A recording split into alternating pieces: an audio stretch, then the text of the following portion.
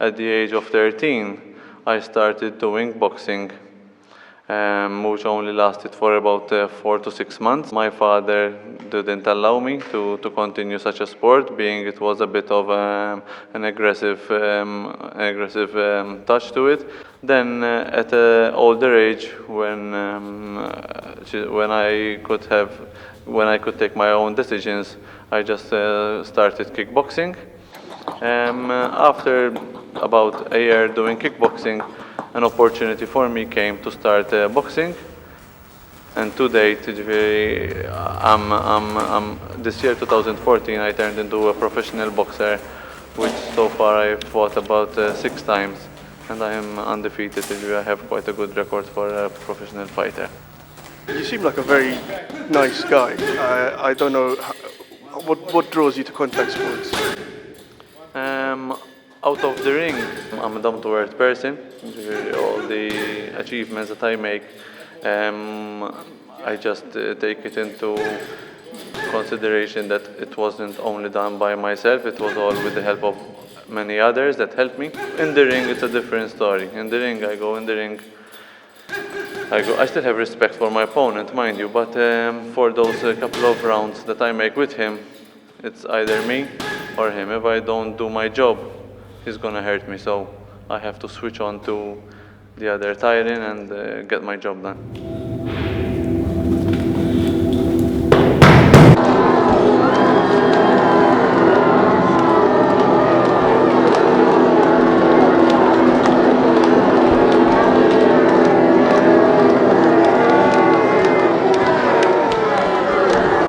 Your nickname is El Terribile. When I started doing kickboxing, I only wanted to go there to do it as a sport. I didn't want to go back into competitions.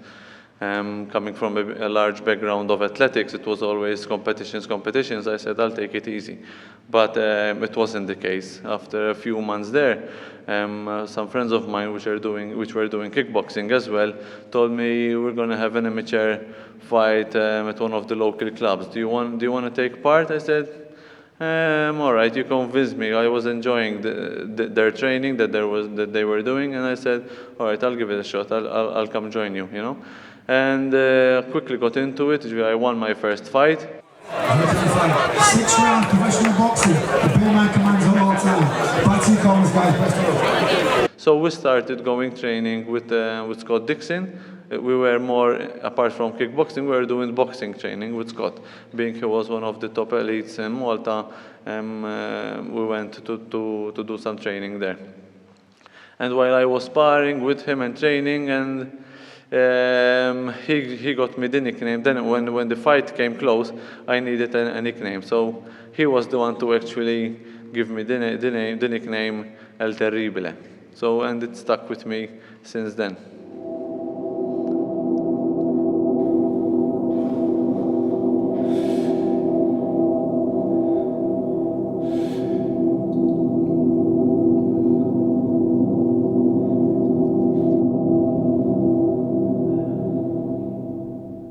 My coach, Steve Martin, which he was always kickboxing, he was always helping me during kickboxing as well.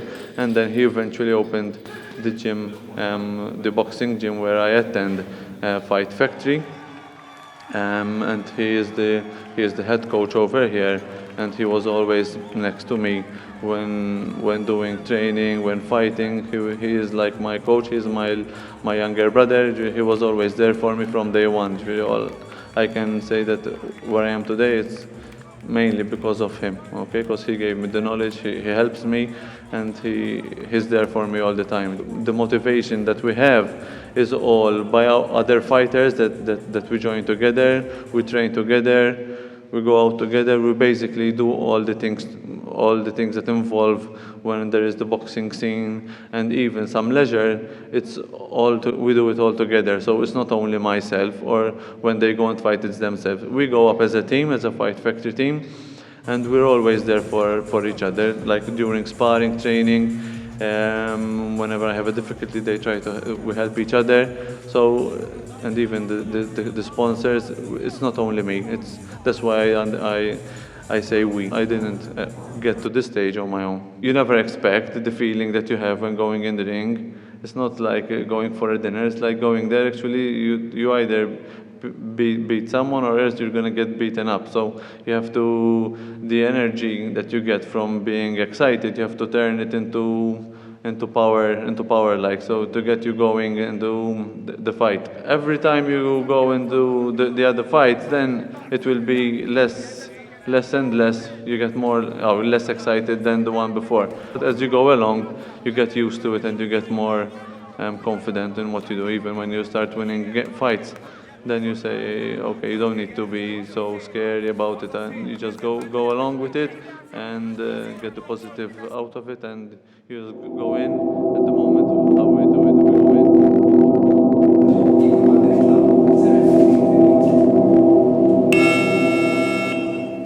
in. We start training 2 months before the fight. There is a lot of physical training, boxing training, ped works. We do a lot of athletics.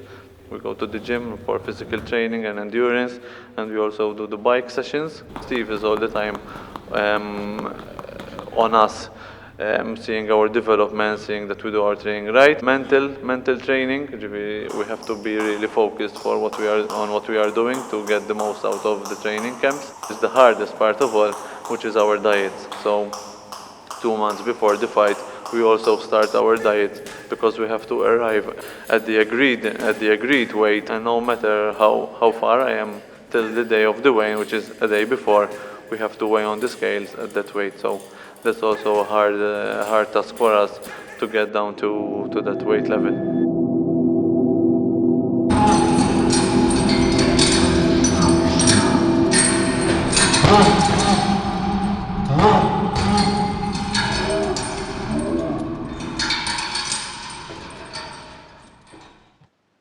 So what would you describe as your proudest moment in your boxing career so far?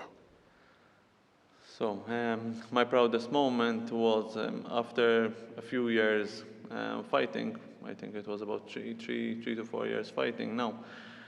This year there were the Malta Boxing Awards, which I took the award for best pound for pound fighter of the year.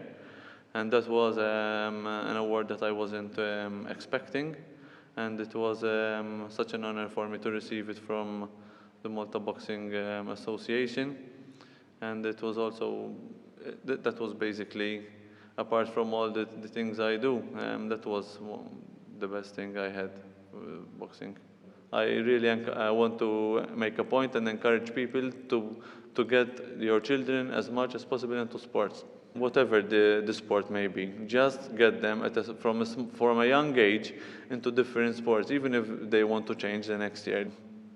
There's a lot of things out there which aren't suitable for our kids. So get them into sports so they get out of getting into habits. And by sports, you can also see how these kids are doing in their everyday life. By sports, 1, they stay out of trouble, and 2, they get disciplined, and 3, they stay out of trouble. Do you have any words for Mata Attila, your next opponent? MaltaToday, he sent a lot of Facebook messages to me. He had a recording, he has messages. I will not say anything. I will meet him on the 8th of November at the Dolmen. I will be waiting for him. And from my side, actions speak louder than words. And that's as far as I can tell him. He'll just, the most important thing is I need him to show up. That's it. Nothing else.